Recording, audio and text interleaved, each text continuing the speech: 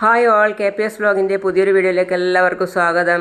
മൗനരാഗത്തിൻ്റെ പുതിയ ഭാഗമാണ് ഈ പറയാൻ വേണ്ടി പോകുന്നത്. അപ്പോൾ അതിനു മുമ്പ് എൻ്റെ ചാനൽ നിങ്ങൾ ഫസ്റ്റായിട്ട് കാണുന്നവരാണെങ്കിൽ ഫസ്റ്റ് തന്നെ സബ്സ്ക്രൈബ് ചെയ്ത് ലൈക്ക് ചെയ്ത് സപ്പോർട്ട് ചെയ്ത് കാണാം. അപ്പോൾ മൗനരാഗത്തിൻ്റെ ഭാഗം എന്താണ് കാണിക്കുന്നത് പറയാം. ഷാരി പറയാണ് രാഹുലിനോട്, എന്തിനാണ് ആ സ്ത്രീ താര എന്ന് പറയുന്ന ആ സ്ത്രീ വന്നിട്ട് ഇടക്കിടക്ക് അവിടെ മോളാന്ന് പറയുന്ന നമ്മളെ മോളെ കൊണ്ട്. അപ്പോൾ രാഹുൽ പറയാണ് അവൾക്ക് അവൾ പറയുന്നത് നീ കേൾക്കണ്ട എന്ന്.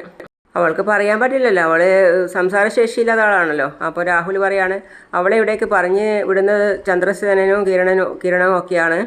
അവൾ പറയുന്നതൊക്കെ ഗതി മാറ്റി വിടണം. അപ്പോൾ ഷാരി പറയാണ് അവൾ പറയുന്നതൊക്കെ സത്യമാണെങ്കിൽ ഗതി മാറ്റിയിടാൻ പറ്റുമോ?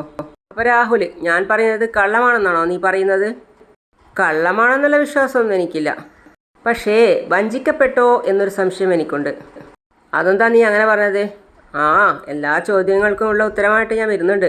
നാളെ ഒന്ന് കഴിയട്ടെ, അതിനുശേഷം ഒരുപാട് കാര്യങ്ങൾ തീർപ്പാക്കാനുണ്ട്. അപ്പോൾ രാഹുൽ പറയാണ് നാളെ എന്താ പ്രത്യേകത? എൻ്റെ ജീവിതത്തിലെ ഏറ്റവും നിർണായകമായ ദിവസമാണ് നാളെ. നാളെ മുതൽ എനിക്ക് നിങ്ങളോടുള്ള സ്നേഹം കൂടാനാണ് സാധ്യത. ഒരു 2 പതിറ്റാണ്ട് മുന്നേ ഭാര്യയുടെ സ്നേഹം കിട്ടാതെ അലഞ്ഞ ഒരാളായിരുന്നു ചന്ദ്രസേനൻ. അവനിപ്പോൾ കള്ളങ്ങൾ പറഞ്ഞ് രൂപയുടെ ജീവിതത്തിലേക്ക് തിരിച്ചു കയറിയിരിക്കുക. അതെന്തെങ്കിലും ആയിക്കോട്ടെ, ഇനിയിപ്പോൾ അവനുണ്ടാക്കുന്ന കെണിയിൽ നമ്മൾ വീഴാൻ പാടില്ല. താര പറയുന്നതാണ് സത്യം എന്നൊക്കെ പറയാൻ ശ്രമിക്കും ചന്ദ്രസേനനും അവൻ്റെ മോനും കൂടി. അവിടെ എനിക്കൊപ്പം നീ പിടിച്ചു നിന്നേ പറ്റൂ ഷാരി. അതുതന്നെയല്ലേ ഇത്രയും കാലം ചെയ്തുകൊണ്ടിരുന്നത്. ഇനിയും അതിന് മാറ്റമില്ല. ചിലപ്പോൾ പഴയതിനേക്കാളും സ്നേഹിച്ചെന്ന് വരും. നമ്മൾ പരസ്പരം ധാരണയോടുകൂടി പോകണം. ഞാൻ ആഗ്രഹിക്കുന്ന രീതിയിൽ കാര്യങ്ങൾ മുന്നോട്ട് പോവുകയാണെങ്കിൽ ഉറപ്പാണ് ഷാരി, ഈ ചന്ദ്രസേനൻ അധിക നാളില്ല. അവനെ മിക്കവാറും രൂപ തന്നെ കൊല്ലും. അമ്മയ്ക്ക് മനസ്സിലായി അങ്കിൾ പറഞ്ഞതെല്ലാം കല്ല് വെച്ച നുണയാണെന്ന് ഷാരി ഓർക്കുകയാണ്. ഷാരിയു എൻ്റെ അച്ഛൻ്റെ മകളല്ല, അങ്കിളിൻ്റെ മകളാണ്. തിരിച്ചറിഞ്ഞു. അതിനോടൊപ്പം തന്നെ അറിഞ്ഞ കാര്യമാണ് അവളുടെ അമ്മ ആരാൻറ്റി ആണെന്നും. പിന്നെ കാണിക്കുന്നത് സോണിയും ആൽബിയും വിക്രമിൻ്റെ അടുത്തേക്ക് പോലീസ് സ്റ്റേഷനിലേക്ക് വരുന്നതാണ് കാണിക്കുന്നത്. അവൻ ജയിലിലാണല്ലോ ഉള്ളത്. ആൽബി പറയാണ് പല രീതിയിലും നീ കല്യാണം മുടക്കാൻ നോക്കി, അപ്പോൾ അത് നടക്കാതെ വന്നപ്പോൾ നീ ഞങ്ങളുടെ വീട്ടിൽ തന്നെ മോഷണത്തിന് കയറി. വെറുതെ മോഷ്ടിക്കാൻ വന്നതല്ല. ഇവൻ എല്ലാ വൃത്തികേടും മനസ്സിലാക്കിയിട്ട് അൽബിയേട്ടൻ എന്നെ ഏറ്റെടുത്തപ്പോൾ അത് ഇവന് സഹിച്ചില്ല. എല്ലാം തന്നെയാണ് നോക്കിയത്, എന്നെ വിധവയാക്കാനാണ് നോക്കിയത്. എന്തിനാടാ ഇങ്ങനെ ജീവിക്കുന്നത്? ഇപ്പം നീ കാരണം ഒരാൾ അറ്റാക്ക് വന്ന് ഇവിടെ കിടക്കുകയാണ്. അയാൾ ഹോസ്പിറ്റലിൽ കിടക്കുകയാണ്. അയാളുടെ ചികിത്സയ്ക്ക് പണം ഇല്ലാത്തത് കാരണം എല്ലാവരുടെ മുന്നിലും പോയി കൈനീട്ടുക നിന്റെ അമ്മൂമ്മ. നല്ല തണ്ടും തടിയും ഒക്കെ ഉണ്ടല്ലോടാ. ഈ സമയത്ത് വയസ്സായ അമ്മൂമ്മയും അച്ഛനെയും ഒക്കെ നല്ല നിലയിൽ നോക്കുന്നതിന് പകരം എന്തിനാടാ അന്യന്റെ മുതൽ പിടിച്ചു പറിക്കാൻ നോക്കുന്നത്? ആൽബി വിക്രമിനോട് പറയാണ്. വിക്രം പറയാണ് നിങ്ങൾ 2 പേരുമാണ് എന്നെ കാണാൻ വരുന്നത് എന്ന് അറിഞ്ഞിരുന്നെങ്കിൽ ഞാൻ ഇങ്ങോട്ട് വരില്ലായിരുന്നു. സോണി പറയാണ് നീ വരുന്നില്ലെങ്കിൽ നിന്നെ വരുത്താൻ ഞങ്ങൾക്കറിയാം. നിന്നെ കാണാനാ ഞങ്ങൾ വന്നതെങ്കിൽ ഞങ്ങൾ നിന്നെ കണ്ടിട്ടേ പോകൂ. നീ എന്തിനാ എന്നെ കാണുന്നത്? നീയും ഞാനും തമ്മിൽ ഇനി ഒരു ബന്ധവും ഇല്ല. എൻ്റെ മുന്നിലേക്ക് നീയൊന്നും വരേണ്ടതും എന്നെ കാണേണ്ടതും ഇല്ല. അപ്പോൾ വിക്രം ആൽബി പറയാണ് ഞങ്ങൾ വന്നതല്ലടാ, നീ വരുത്തിയതാ. നീയും സോണിയും തമ്മിലൊരു ബന്ധവും ഇല്ലെന്ന് നീ പറഞ്ഞല്ലോ. അങ്ങനെ ബന്ധമില്ലെങ്കിൽ പിന്നെ എന്തിനാടാ മോഷ്ടിക്കാനായിട്ട് ഞങ്ങളുടെ വീട്ടിൽ വന്നത്? വിക്രം പറയാണ് എനിക്കിതിനൊന്നും മറുപടി പറയാനുള്ള സമയമില്ല. നിങ്ങളുടെ പാട് നോക്കി നിങ്ങൾ പോയിക്കോ.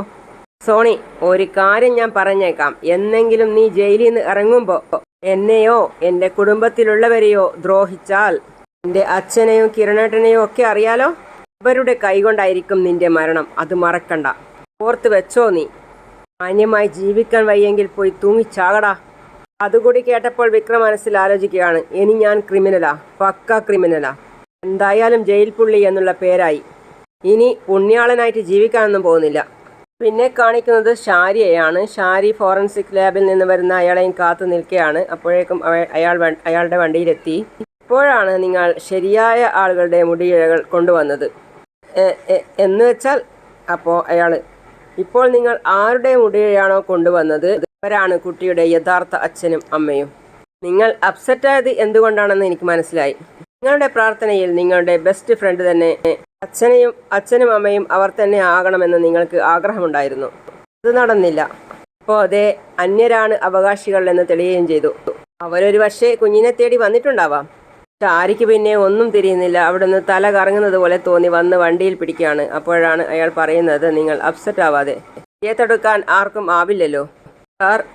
സാർ ശരിക്കും നോക്കിയിരുന്നോ? ഷാരി വിമ്മിട്ടത്തോടെ ചോദിക്കുകയാണ്.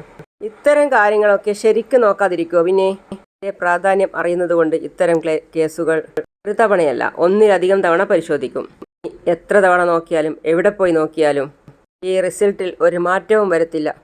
ഭാര്യയ്ക്ക് സങ്കടം അടക്കാൻ വയ്യ, അവൾ നന്നായിട്ട് കരയാണ്. അപ്പോൾ അയാൾ ചോദിക്കുകയാണ്, എന്തിനാ നിങ്ങളിങ്ങനെ കരയുന്നത്?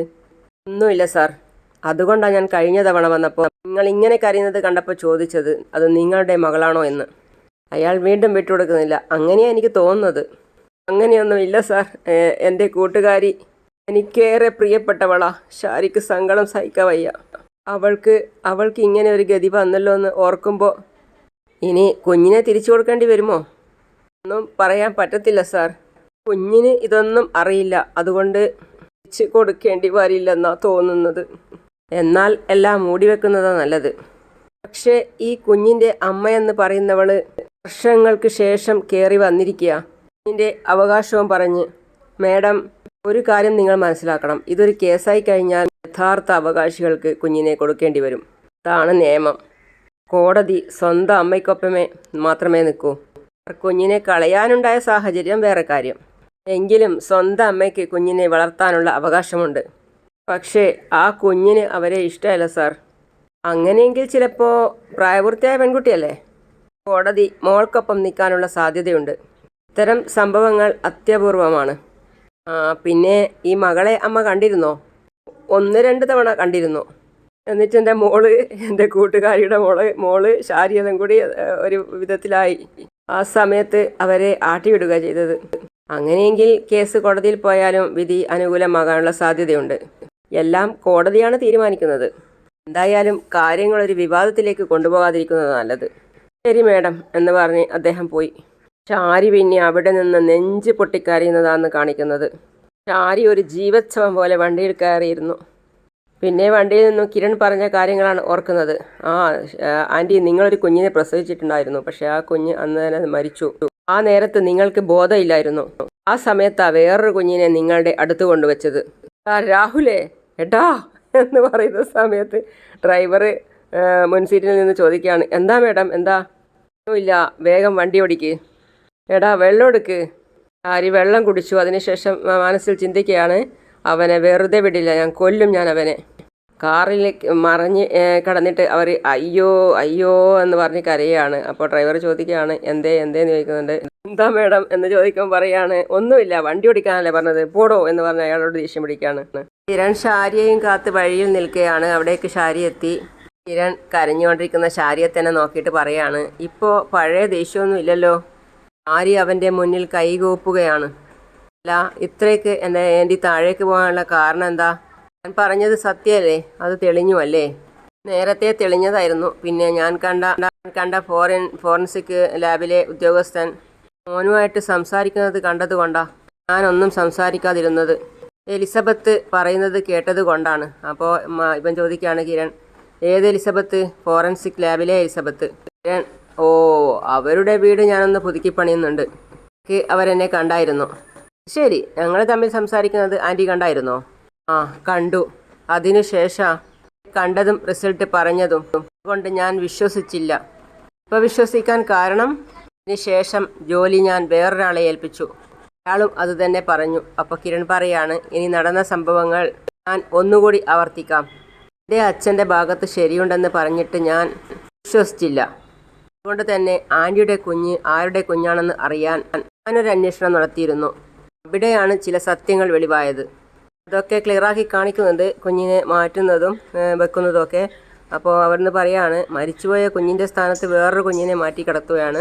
അനിയൻ്റെ കുഞ്ഞിനെയാണോ അവിടത്തേക്ക് മാറ്റേണ്ടത്? അപ്പോൾ അവർ പറയാണ്, അത് അനിയൻ്റെ കുഞ്ഞാണെന്ന് നമ്മൾക്ക് 3 പേർക്ക് മാത്രമേ അറിയുള്ളൂ, വേറെ ആർക്കും അറിയില്ല.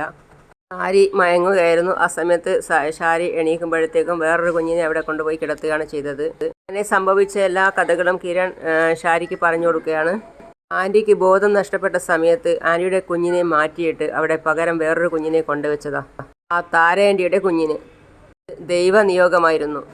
ആ കുഞ്ഞിനെ കൈമാറുന്ന സമയത്ത് താരാൻറ്റിയുടെ കുഞ്ഞാണെന്ന് അത് അറിയില്ലായിരുന്നു. അന്ന് താരാൻറ്റി പ്രസവിച്ച സമയത്ത് അച്ഛനില്ലാത്ത അവരുടെ കുഞ്ഞിനെ കുമാരൻ എന്ന ബ്രോക്കർക്ക് കൈമാറുകയായിരുന്നു.